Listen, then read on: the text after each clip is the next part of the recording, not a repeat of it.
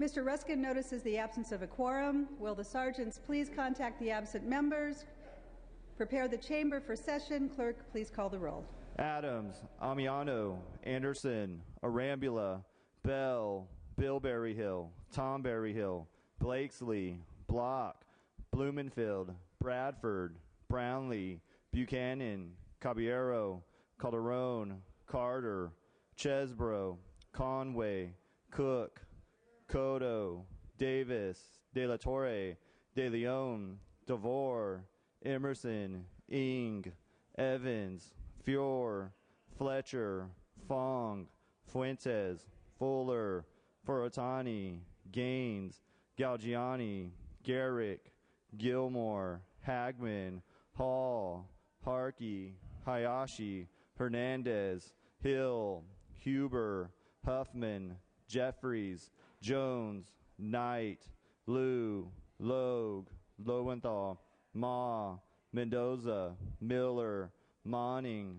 Nava, Vestande, Nilo, Nilsson, Norby, John A. Perez, V. Manuel Perez, Portantino, Ruskin, Salas, Saldana, Silva, Skinner, Smythe, Solorio, Strickland, Swanson, Torlixon, Torres, Tarico, Tran, Valines, Yamada.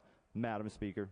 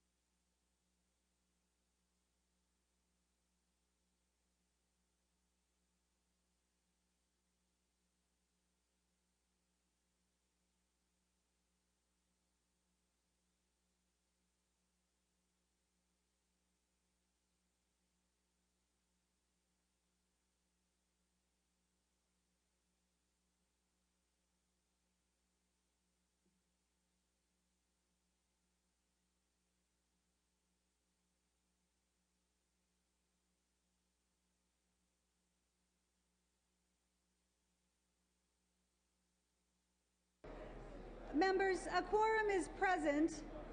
Before we begin with our official business of the day, without objection, we will be granting unanimous consent to suspend Assembly Room Rule 118 and allow Speaker-elect Perez to have guests and photographers at the rostrum, in the chamber, in the gallery, and on the floor for today's special session.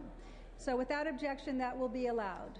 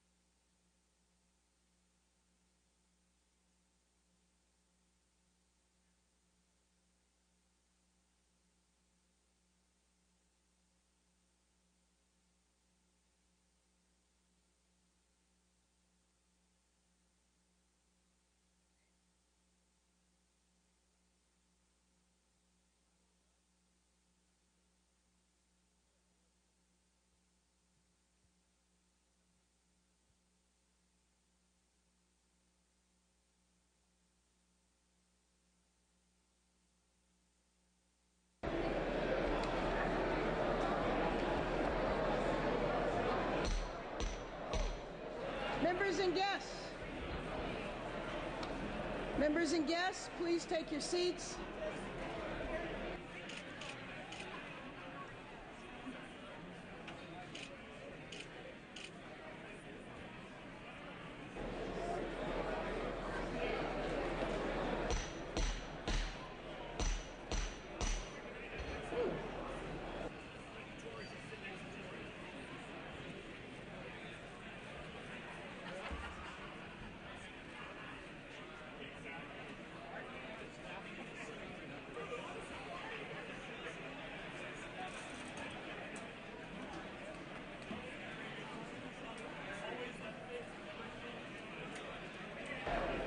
Hey, Steiny, come on now, let's get going. Hey!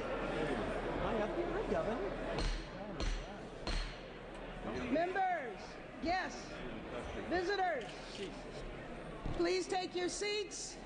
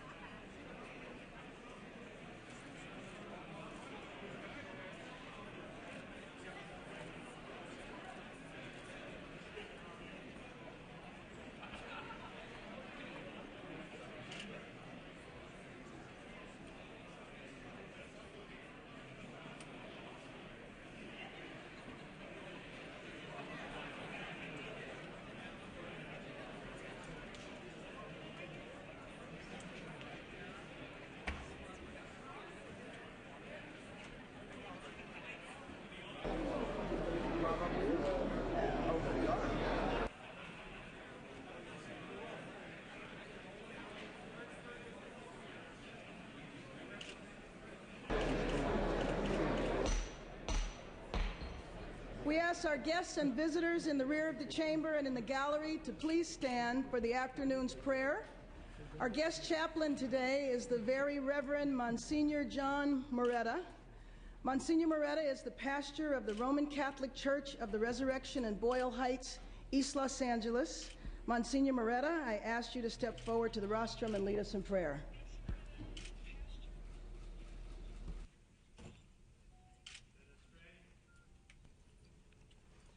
God, the Father of us all, we ask you to please send your blessings upon our new Assembly Speaker, John Perez.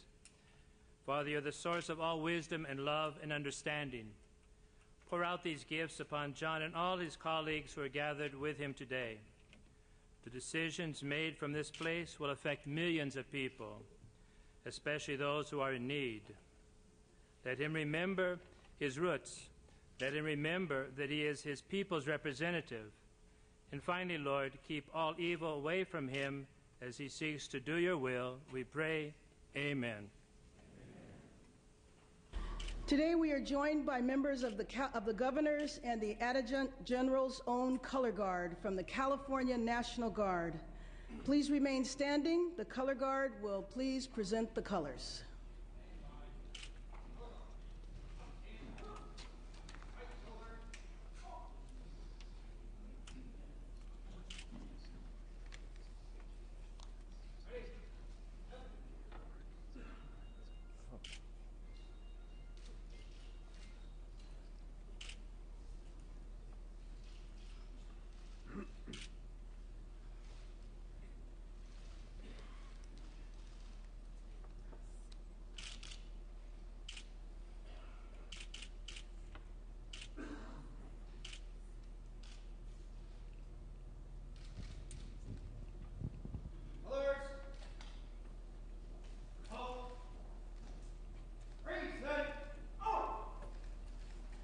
We ask our guests and visitors to join the members of the Assembly for the flag salute. As we honor our country, we also recognize the contribution of California's public employees. By unanimous consent, the pledge today will be led by Ms. Bernice Preston, a custodian with the California General Department of Services. Ms. Preston.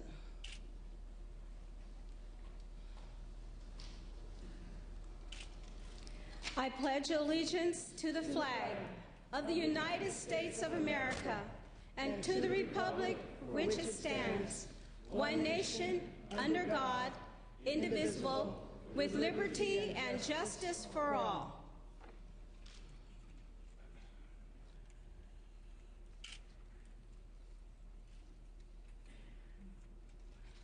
Our country's national anthem, the Star-Spangled Banner, will be sung by the innovative songwriter and singer, Mr. Anthony V. Young of Sacramento. Oh, say, can you see by the dawn's early light what so proudly we hailed at the twilight's last gleaming, whose broad stripes and bright stars through the perilous fight o'er the ramparts we watched were so gallantly streaming, and the rocket's red glare, the bombs bursting in air, gave proof through the night that our flag was still there. Oh, say does that star-spangled banner yet wave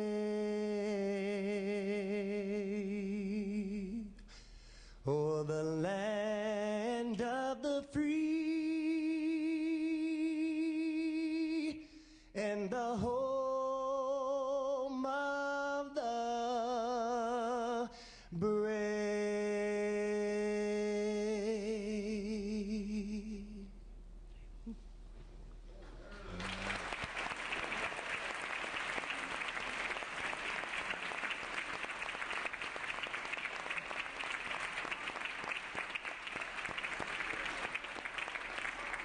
The color guard is dismissed.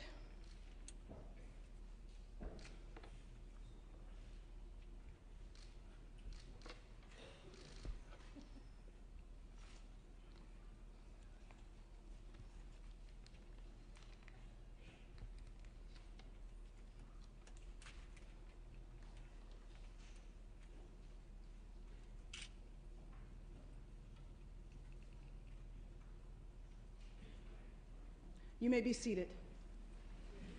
Reading of the previous day's journal. Mr. Tirico moves and Mr. Garrick seconds that the reading of the previous day's journal be dispensed with. Presentations of petitions, there are none. Introductions and references of bills will be deferred. Reports of committee will be deemed read and amendments deemed adopted. Messages from the governor? There are none. Messages from the Senate? There are none. Motions and resolutions? The absences for today will be deemed read and printed in the journal. Without objection, we shall move to the special order of business. File item number 1 is the swearing in of John A. Perez as Speaker of the California State Assembly.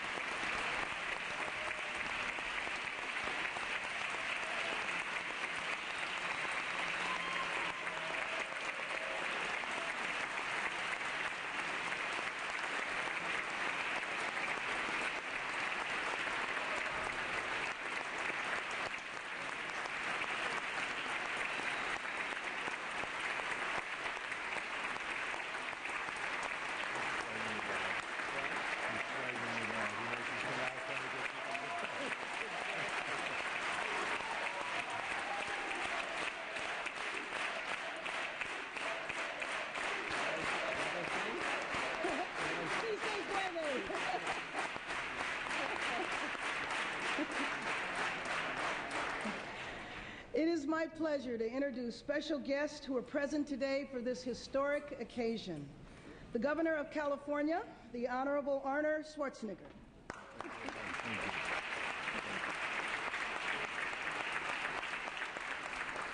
The United States Secretary of Labor, the Honorable Hilda Solis.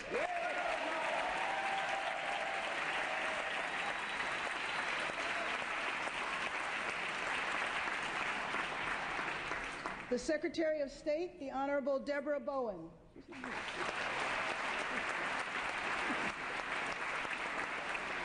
The State Treasurer, Bill Lockyer.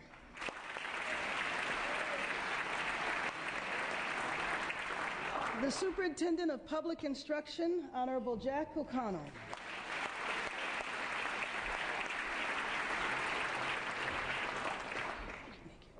The Board of Equalization from District 1, the Honorable Betty Yee.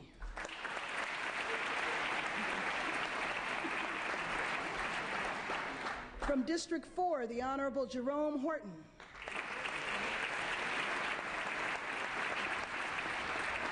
The President Pro Tem of the Senate, the Honorable Darrell Steinberg.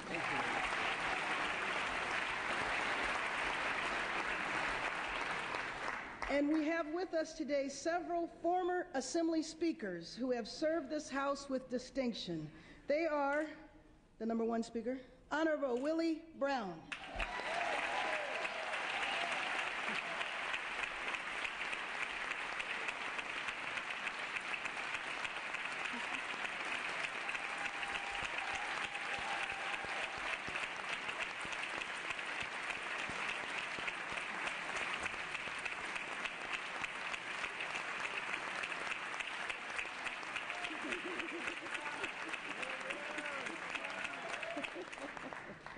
The Honorable Kurt Pringle.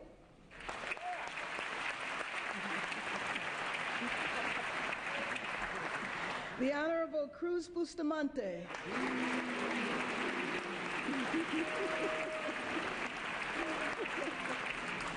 The Honorable Antonio Villaraigosa.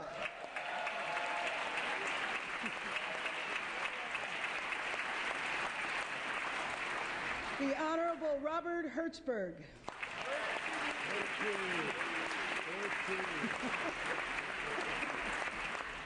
The Honorable Fabian Nunez.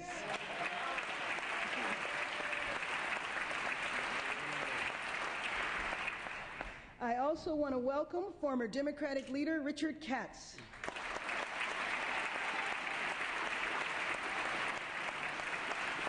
We also have with us today the first female Adjutant General of the California National Guard, Brigadier General Mary J. Kite.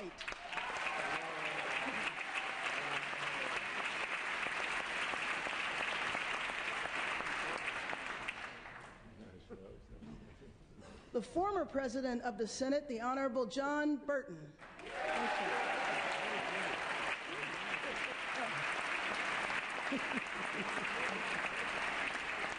Welcome to all the other distinguished public officials, consular corps, and military and special guests in the chamber who have joined us today. I would like to introduce Secretary Hilda L. Solis. She was nominated by President Barack Obama and confirmed as the Secretary of Labor. Prior to becoming the Secretary, she represented California's 32nd Congressional District from 2001 to 2009. A veteran of the State Assembly, she made history by becoming the first Latina elected to the California State Senate. A nationally recognized leader on the environment, Secretary Solis became the first woman to receive the John F. Kennedy Profile and Courage Award in 2000 for her pioneering work on environmental justice issues. I am pleased to present the United States Secretary of Labor, the Honorable Hilda Solis. Madam Secretary.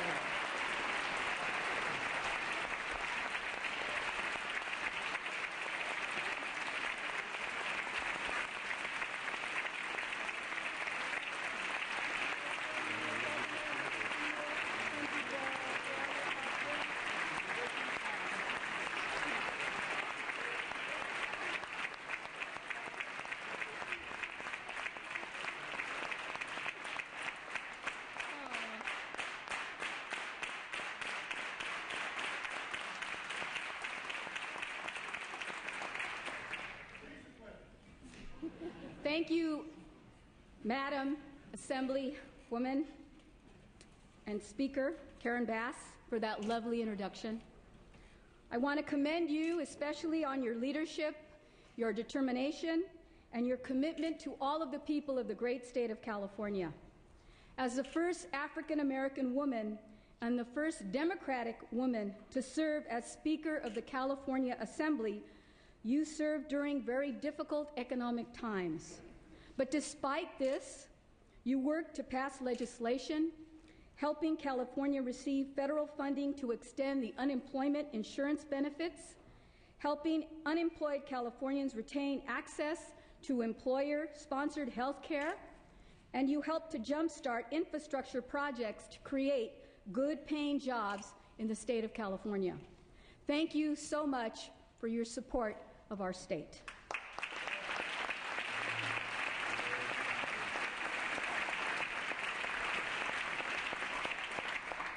It's also a pleasure to be with Governor Schwarzenegger, another good friend of President and good friend, President Pro Tem Darrell Steinberg. Before I begin, I must take time to say that on behalf of President Barack Obama, he sends his regards and regrets that he couldn't be with us here today on this very, very special historic occasion. It's truly an honor for me to be here because I spent many years in this chamber, cut my teeth as a legislator in the California State Assembly and the State Senate. And I'm here this morning to congratulate one of my good friends and someone who I would call a brother, un hermano, John Perez.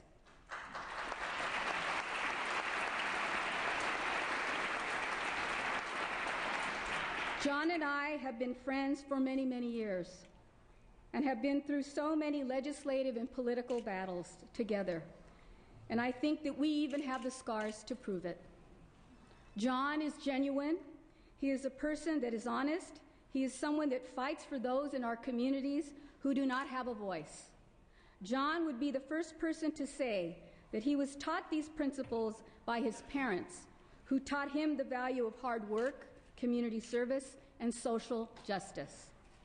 With over 15 years working within the labor movement, John has channeled these values into fighting to create good jobs, expanding health care, and protecting workers' rights.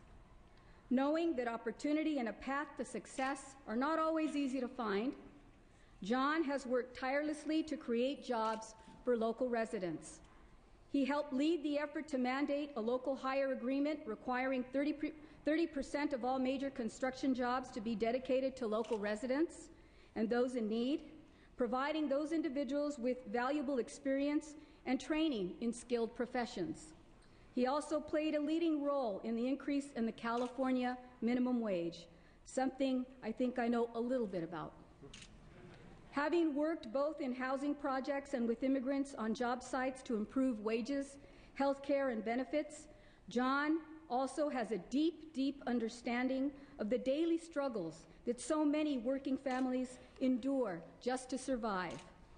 John helped to organize tenants to learn about lead exposure and abatement programs, implemented free lead screening tests, and instituted education efforts for residents in developments impacted by lead exposure. His work on behalf of the community has been recognized by various elected officials and organizations, and he received a presidential appointment to serve on the President's Advisory Council on HIV and AIDS. It is clear that John's experiences have given him the tools he will need as the next Speaker of the California Assembly, and make no mistake about it, he will fight for working men and women who desperately need that assistance. John has a tough, tough job ahead of him, and he has said that his top priority will be helping the state recover from the recession. Because just like many other states across this great country, California is facing difficult economic times. I have no doubt that John will work to achieve true and lasting reforms. He will reach across party lines in the aisle to work with all of his Assembly colleagues to shape a budget that members can live with and be proud of. As chair of the Assembly Committee on Jobs, Economic Development, and the Economy, he will help California once again be that great golden state. I want to wish you luck and success as you venture into your new role. Buena suerte, John. I have no doubt that you will make us all proud and that you will be a great success. Muchísimas gracias.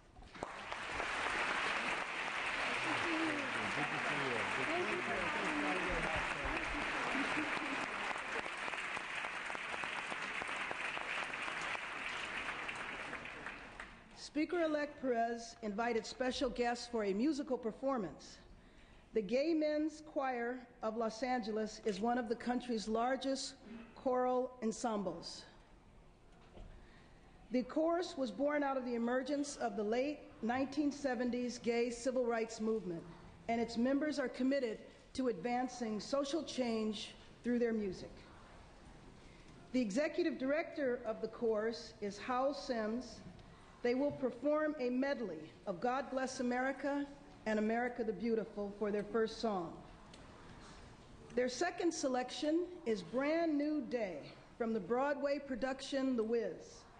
Artistic director Dominique Gregorio. When everybody gets in, take it away.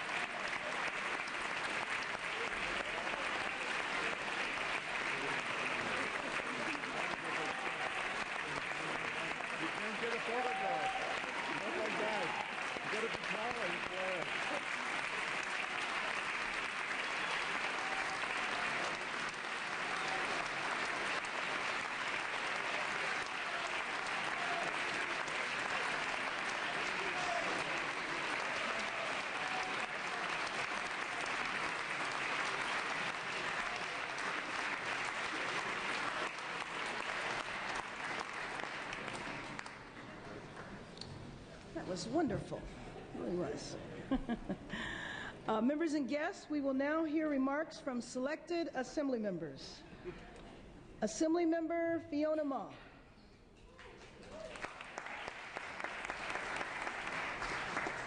First off, I'd like to thank Speaker Bass for her willingness to do this glamorous job, for being the calm in the storm, and for being fired up to go to D.C. to represent us.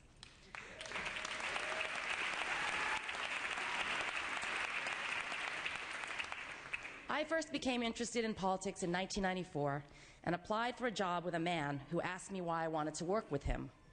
My first response was to be in the Assembly like you. That man was John Burton. He was soon to become my boss and my mentor, and I'm most proud and humbled to be able to say that I now occupy the legislative seat he once held.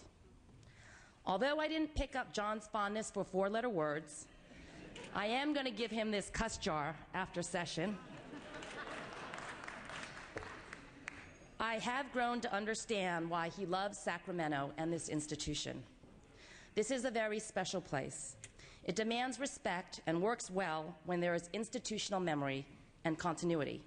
Continuity that will come from a 5-year speaker who will lead us out of the worst recession since the Great Depression. That's why I'm proud to support John Perez. He is a person with a strong sense of self and an ability to lead others. He has deep roots advocating for working people and immigrants and has a long history of working with the business community. Equally important is his ability to sincerely listen to both sides of an issue and to seek consensus whenever possible, but can make the difficult decisions when the situation requires it. He is smart, thoughtful, and personable, and can deflect tension with his snappy one-liners. And he is someone who sends a signal to the nation that being gay is no longer a barrier to greatness, and that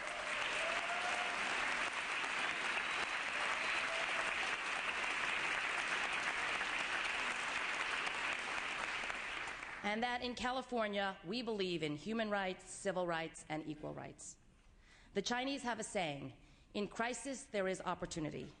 And with John Perez, I see an opportunity to bring us all together, to work together, to do what's right for Californians.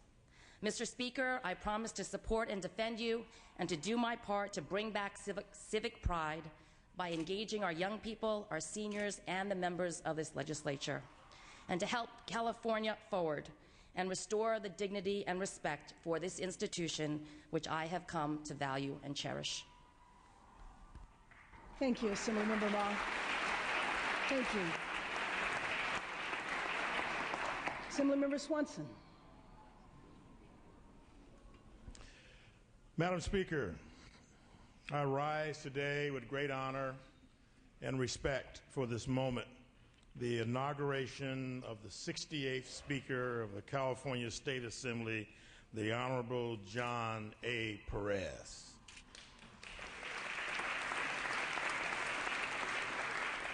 I can say without fear of contradiction that Speaker Perez has the complete and full confidence of his caucus and the complete and full respect of this House, because he is a man of high principle and integrity, and we will count on his intellectual ability to help us through the structural deficit problems that our state faces and the challenges that we know represent our current crisis.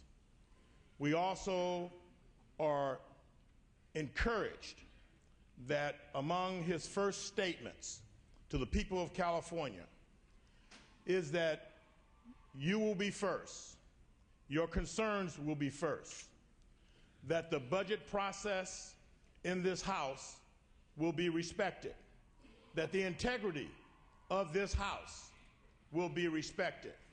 And with all due respect to the Big Five, it must wait on this democratic process to go forward if we're ever going to solve the problems facing the state of California.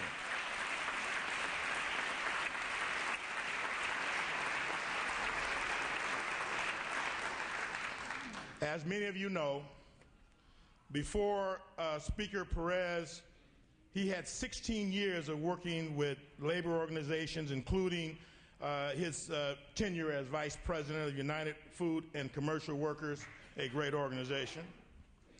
And he spent most of his adult life advocating on behalf of middle class and working families. And so I will say to you again, without fear of contradiction, that he will work for working families, he will respect their contribution, and he knows that there are three very important steps to our recovery in California. That is jobs, jobs, and jobs.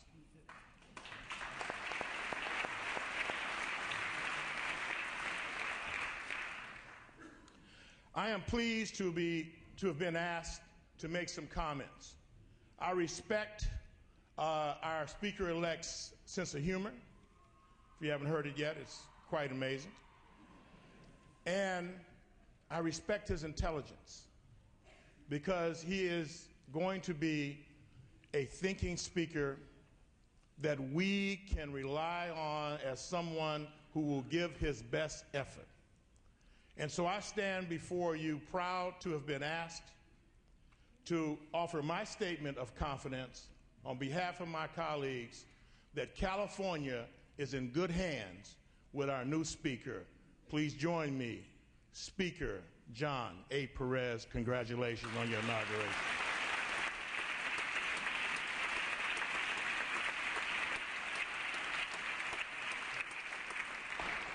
Assemblymember Lowenthal.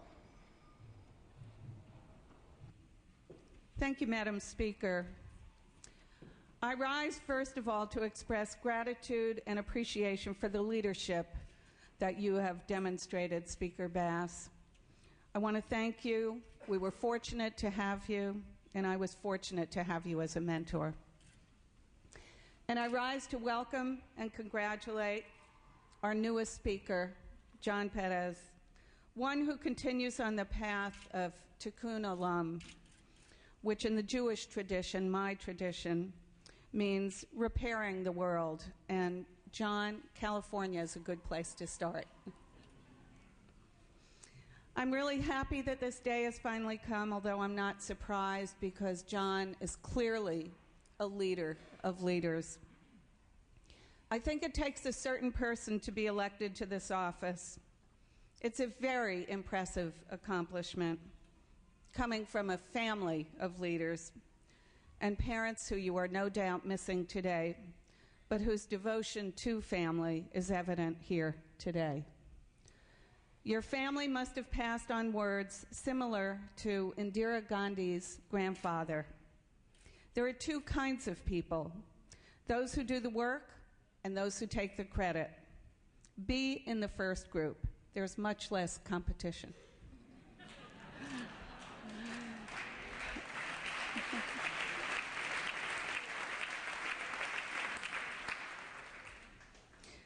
Mr. Speaker, you certainly have all the skills required. You have a keen intellect. You are a uniter, a skilled organizer who knows his audience. You have a way with people and a way with words. You give respect and you command respect. You are trusted and dependable. You can negotiate and you can distinguish the vital from the important, the desirable from the inconsequential. As Rosalind Carter has said, a leader takes people where they want to go, but a great leader takes people where they don't necessarily want to go, but ought to be. This is your charge, Mr. Speaker. John, you're truly a man for all seasons. To quote my son Dan, he's as comfortable with Paris and Pompidou as he is with politics.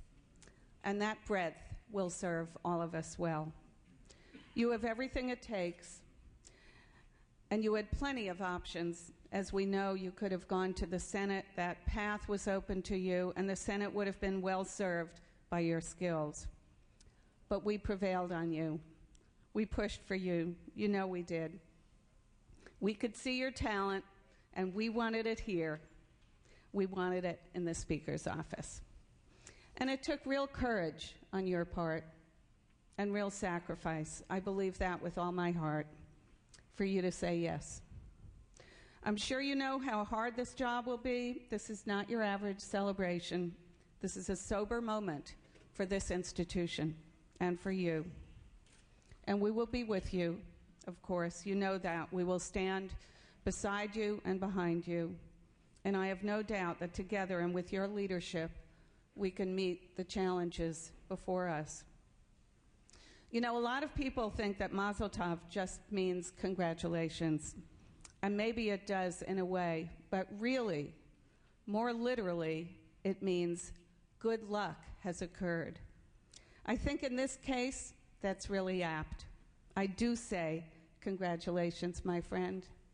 But I also say Mazel Tov, Mr. Speaker. Good luck has occurred.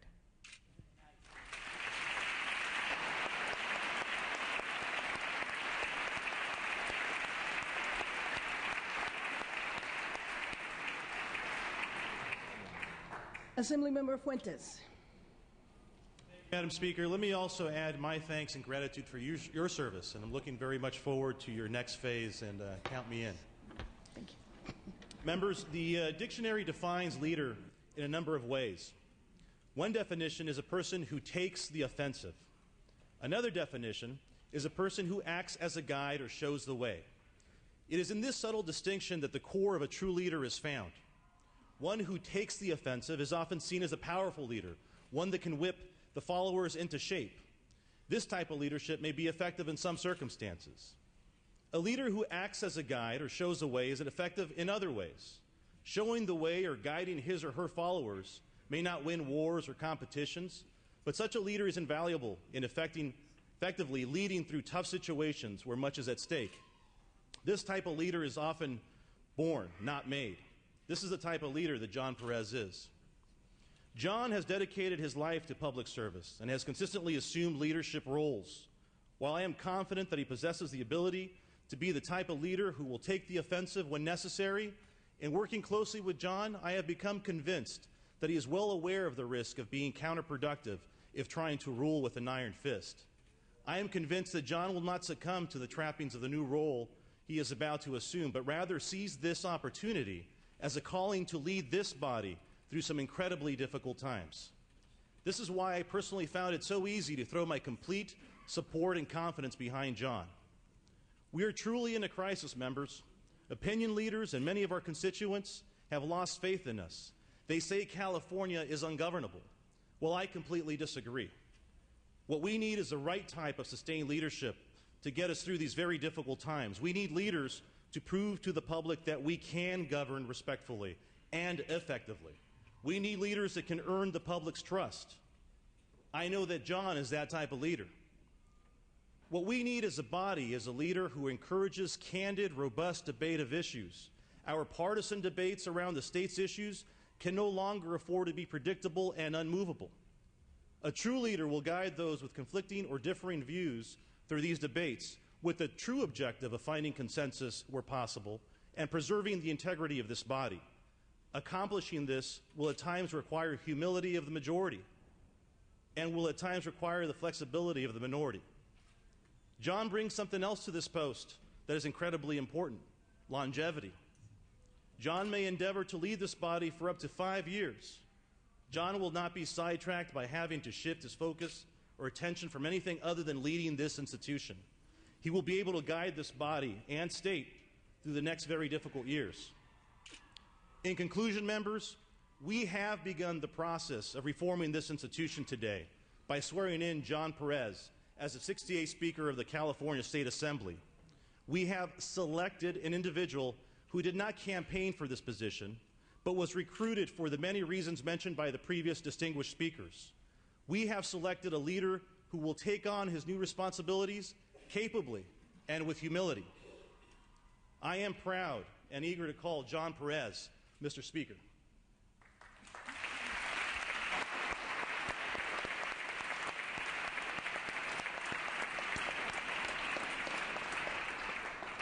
Well, I want to thank all of our special guests for coming to help make this day even more special for Speaker-elect.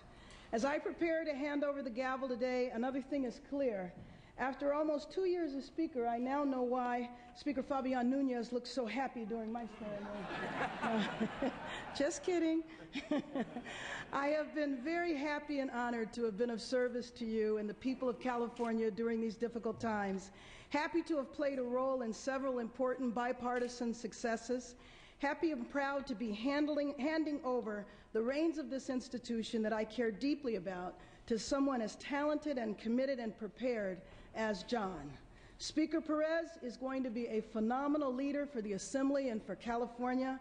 I am honored to be part of the ceremony today, and John, I will be very honored to call you my Speaker.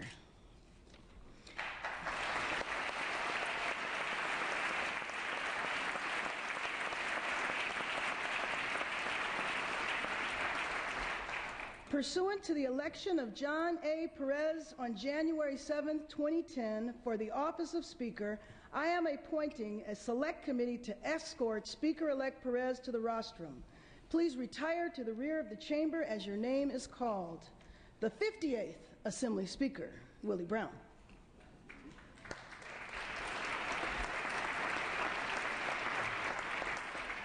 The 61st Assembly Speaker, Kurt Pringle.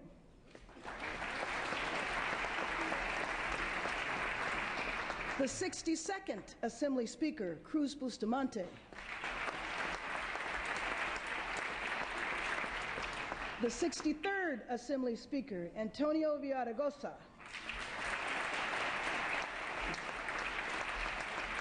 The 64th Assembly Speaker, Robert Hertzberg.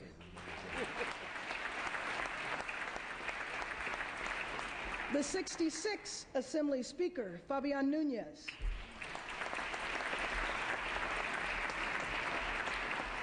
And former Democratic leader, Richard Katz.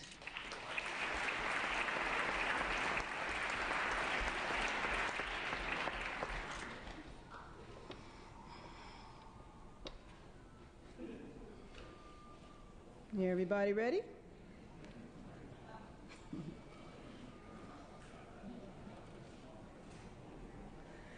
The committee will now escort Speaker-elect Perez to the rostrum.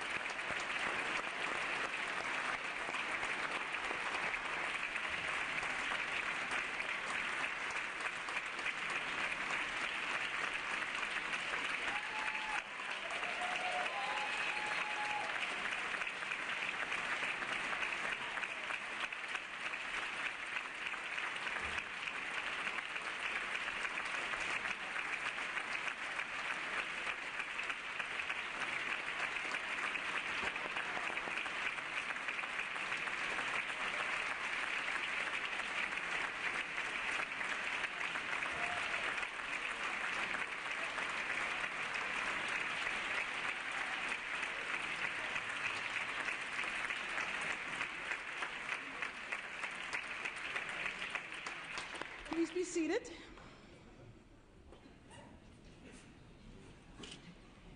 The Honorable Carlos R. Moreno was sworn in as Associate Justice of the Supreme Court of California on October 18, 2001, following his nomination by Governor Gray Davis.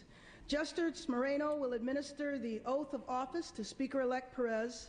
To assist in the administration of the oath of office is Ms. Austin Hustler, the 13-year-old niece and goddaughter of Mr. Perez. She will hold the sacred text for the Speaker-elect. Thank you, Speaker Bass. One of the nicer things that I can do as a judge is to administer the oath of office to elected officials and others. And John, I'm honored that you've asked me to perform this important function.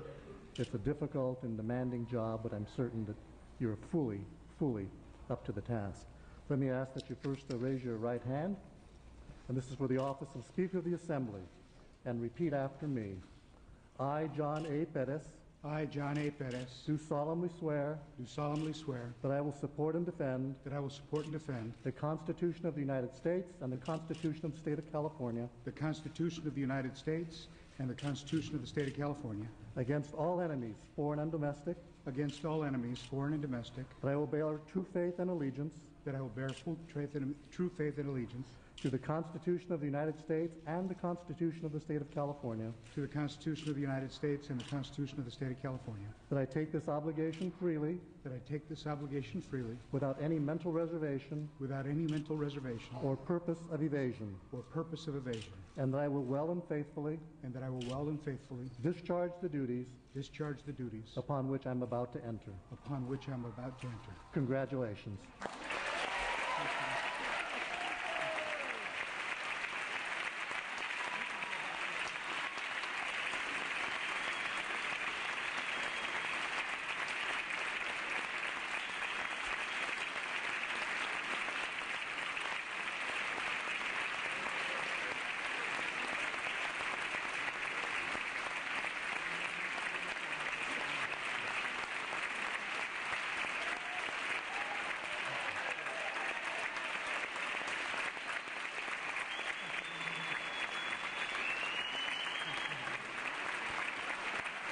Thank you.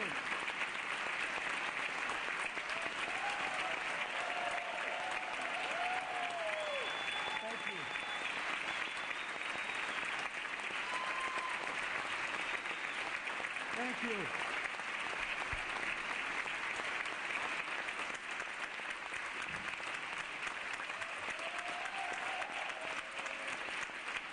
Thank you.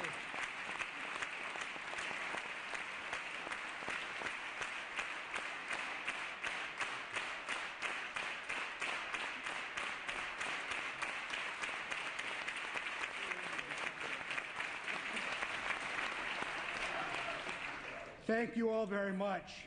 It is a rare day when somebody can stand in this chamber and get longer applause than Willie Brown. To everyone who took part in the ceremony, thank you for making this a truly meaningful and memorable experience.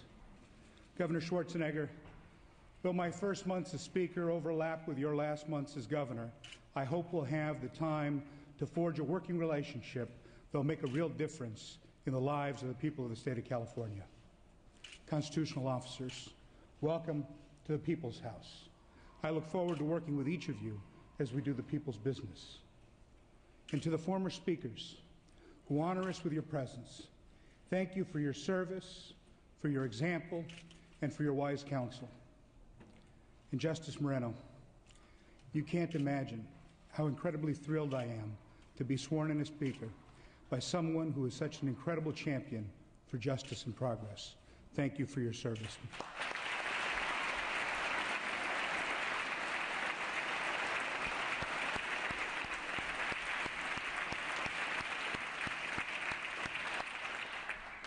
I also want to acknowledge my partner from across the aisle, Republican leader Martin Garrick, and my partner from across the hall, Senate President Pro Tem Darrell Steinberg, and Speaker Bass. I thank you for your leadership, for your friendship, and for creating a transition that has helped me prepare to accept this great responsibility with all of its challenges. I think you'll agree that the only thing smoother than our transition were the voices of the chorus we heard earlier today.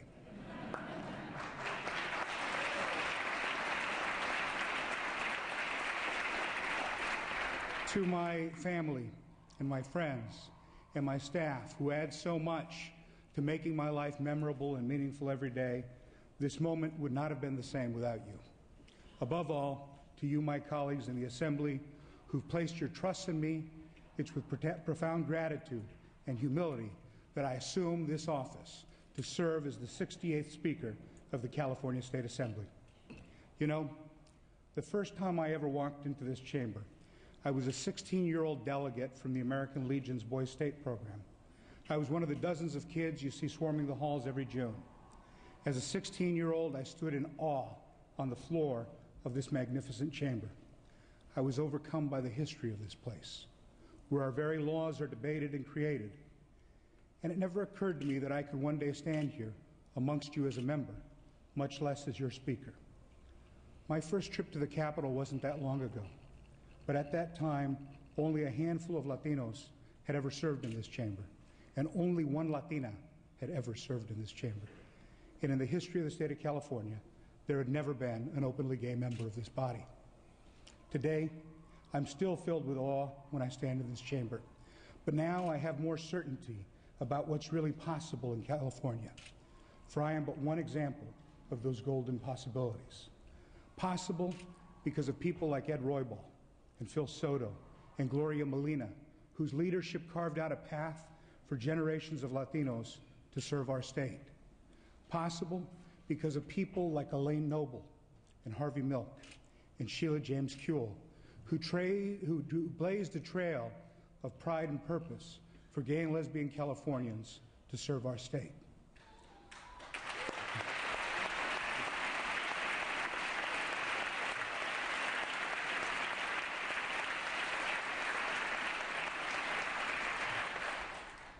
And more important than all, possible because of my parents, whose love and hard work and commitment guided my path.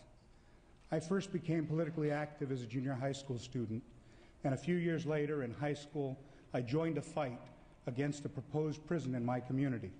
To my young mind, that was the last thing we needed, so I got active. I registered voters. I attended rallies. I handed out flyers.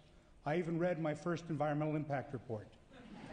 Somehow it seemed more interesting back then than it does today. But I learned many lessons from that early effort.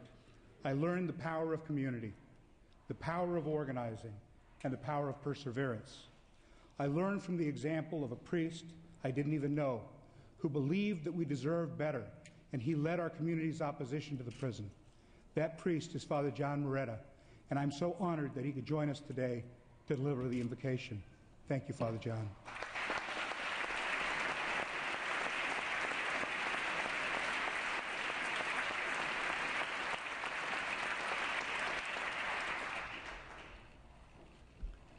As I stand here amongst my friends, family, and colleagues for this momentous occasion, this chamber does feel a little empty to me, though.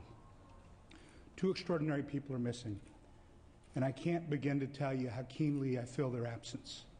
This moment would have never been possible but for the love and hard work and support of my mother and father. This moment is bittersweet because my parents are no longer with us.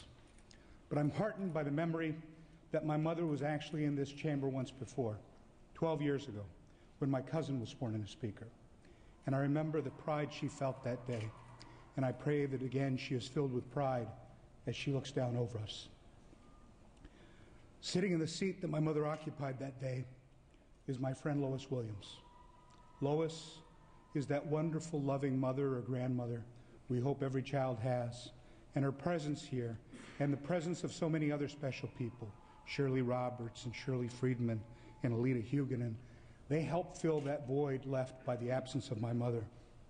Moments such as this fill us with a sense of vulnerability and emotion that you can't help but reminisce about our families, our childhoods, our driving forces, the things that define the very essence of who we are. In 1903, my mother's father came to California with nothing more than a hope for a decent life and a better future. Today, the second of his grandsons has risen to one of the highest offices in the government of the greatest state in our nation. Can you imagine what he would have said if back then someone would have suggested to him today's possibility? And in 1951, my father came to California with little more than a sixth grade education, and his opportunities were limited by his circumstance. But he was determined to make a good life. He worked as a sheet metal worker by day and a cook by night until an industrial accident left him permanently disabled. He always worked hard and hard jobs because he had a vision and an unshakable dedication and love for his family. And that dedication didn't end when he could no longer go to work. You don't need to look far to understand where I get my commitment to working people and their families. Though my father never went past the sixth grade, I can vividly remember him helping me with my trigonometry homework and challenging my analysis of the Greek classics that I was studying. In the many generations of my father's family, his children were the first to go to college, and he instilled in us a deep respect for that opportunity. If you listen, outside, there are hundreds of UC students from across the state here at the Capitol today. They're fighting for the same things I fought for as a UC student 20 years ago, and they're doing it the right way, instead of the way that it happened in the streets of Berkeley last Thursday night. They're fighting for the opportunity to partake in the greatest system of higher education in the world. And I ask each of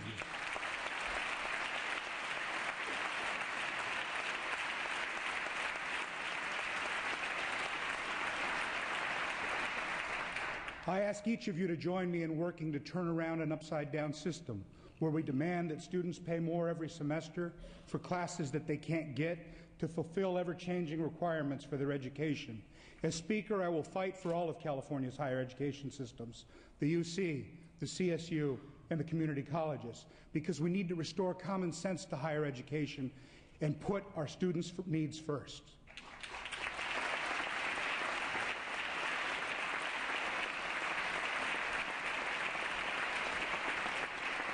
You know, growing up, there were many occasions when times were tough, and my parents sat at the table talking over painful choices they needed to make to see us through those difficult days.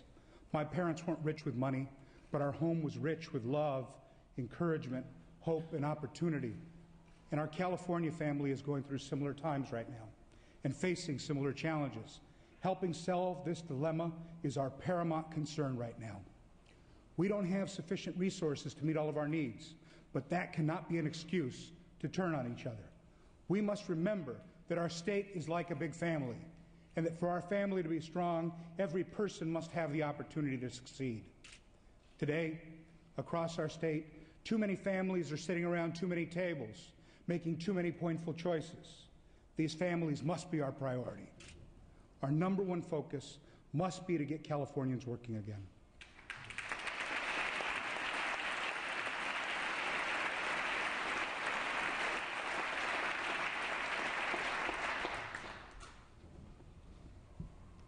Our economic woes and our budget deficits will not be fixed until the job market recovers, until the unemployment rate falls, and until the spirit of entrepreneurship is restored across our state. Californians are hurting, and we've all heard the frustration in their voices when they say that state government isn't focusing on the things that will provide help to get us out of this crisis. We were all sent here to do a job. We must roll up our sleeves and get that job done. We need to focus on strategies that promote high-paying, high-skilled jobs and restore the essential middle class. We must be innovative and seek new ideas and opportunities. We can't just rely on old traditional methods of job creation. This is the 21st century. Above all else, we must be open-minded and creative in setting an environment in which our economy can thrive. Each of you knows of innovative success stories. Let's share those stories and spread them widely across our state. Here's one example.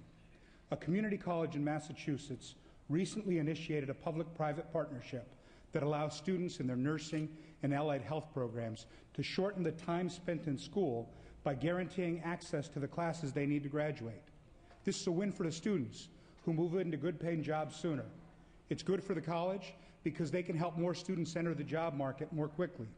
And it's good for the state, which gets badly needed healthcare professionals on an accelerated basis. In that spirit, I'm pleased to announce that I've been talking with Chancellor Jack Scott of the community college system to see how a similar program can be established here in California. And I've introduced AB 2385 to that effect. That's the first innovation that I'm personally putting into the mix. But we don't need to all embrace the same philosophy to address the same problem. In fact, our differences may lead to the most innovative outcomes as long as we listen to each other and keep our minds open to new ideas. We're absolutely capable of setting aside our differences and coming together to produce solutions for the people of California, as we have many times this past year. One of my first bills, as many of you know, was one to clean up the tap water in the city of Maywood. And when that bill was first heard, more than 24 of my constituents boarded a bus at midnight to attend a hearing here in Sacramento the next day. These people didn't have much hope, as they'd long been frustrated by the inaction. But in the end, members of both parties came together, joined me, and my constituents were rewarded with bipartisan support and the governor's signature on a bill that will lead to clean water in the city of Maywood. And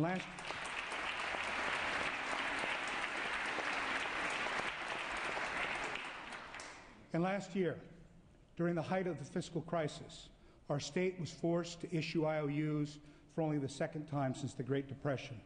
One of my colleagues from the other side of the aisle, Mr. Anderson, felt that people who received IOUs should be able to use those same IOUs in lieu of payments they owed the state.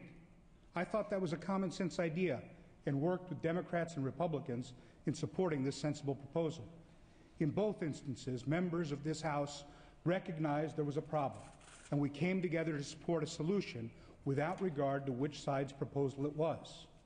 As we confront the enormous challenges facing California in the next year, that's exactly the spirit of bipartisan cooperation and common purpose we need to embrace if we're to succeed. For my part, I want every member of this chamber, Democratic and Republican, to know that I value you, your service, and your dedication to making this place better for all Californians. As your Speaker, my role must be to enable each of you to be the best representatives to your constituents. To that end, my door will always be open to each of you. Let me be clear. This is true for my Republican colleagues as well as my Democratic colleagues. Your ideas deserve to be heard and considered, as do the ideas of the majority. And to my friends in the minority party, believe me when I tell you this, I know what it's like to be a minority.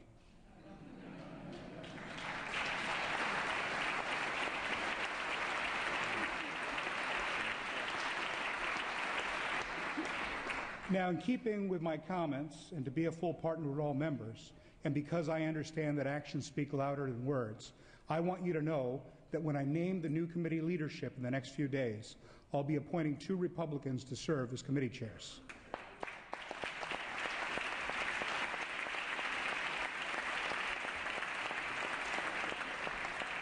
As we embrace this new spirit of working together and hopefully increasing the respect we have for one another, one issue that we must absolutely approach together is reform. In addition to focusing on solving our budget crisis and creating jobs, I want this to be a year of reform, real reform. I envision a 3-pronged attack. There are reforms that the people in their wisdom must vote on. For example, I believe that California's budget should be approved by a simple majority vote, just like 47 other states and the federal government.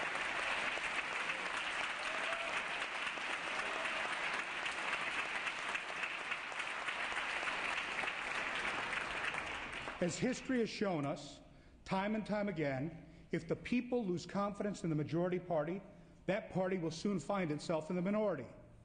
Now, there are also reforms the legislature can adopt on a bipartisan, bicameral way, and we'll be finalizing some of those proposals in the next couple of days. However, some reforms must be made immediately. I've already announced that the budget will not be written behind closed doors in the Big Five meetings.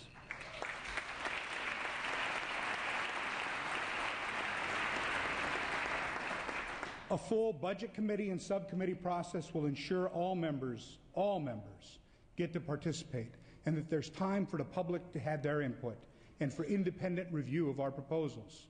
Hearings will be held around the state so that everyday Californians will have the opportunity to look us in the eye and tell us how our budget proposals will affect their lives. And more importantly, they'll have a chance to offer new ideas to us. We will broadcast our budget hearings and deliberations on the web and, where possible, on television. Posting information on the internet will make it easy for Californians to view the budget, see our proposals for themselves, and evaluate the impact on their lives. Now, I'm a big believer in technology, but sometimes we need a little help in limiting its reach. Another essential reform we must make immediately is to limit the use of certain technology on the floor and in committee hearings.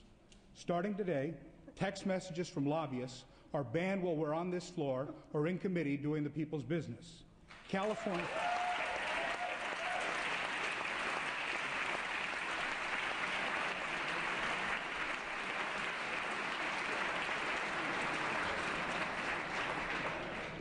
Did you just get a text? Californians expect us to pay full attention to the issues and to each other, and they deserve to know who's involved in the debate. They need not worry that special interest lobbyists are secretly sending messages of opposition or support to us while we deliberate. At each of these levels, with the voters, with our Senate colleagues, and within our own House, we must work together to produce a package of reforms that each and every one of us can be proud of and that allow us to serve our constituents better. We can do much this year if we're creative and open to new ideas and new reforms. This is a unique opportunity to do great things for our Golden State if we rise to the challenge together. Members, I've been privileged to serve with you. You've asked me to be your leader, and I intend to lead as you expect me to, boldly, creatively, and decisively. And after whatever period of months or years, when it's my turn to step down as Speaker, hand over the gavel, I intend to look back and say that we delivered, that we put California to work, that we fixed the broken budget system and helped restore the trust and the confidence of the people in this great institution, that we did the kind of job that an awestruck and reverent 16-year-old kid who stood in this room not long ago, not daring to dream that he could be here, would be proud of, that we simply worked together to do the people's business. This is a huge challenge, a complex challenge, an historic challenge, but we're equal to the task. So let's roll up our sleeves and get to work. Thank you.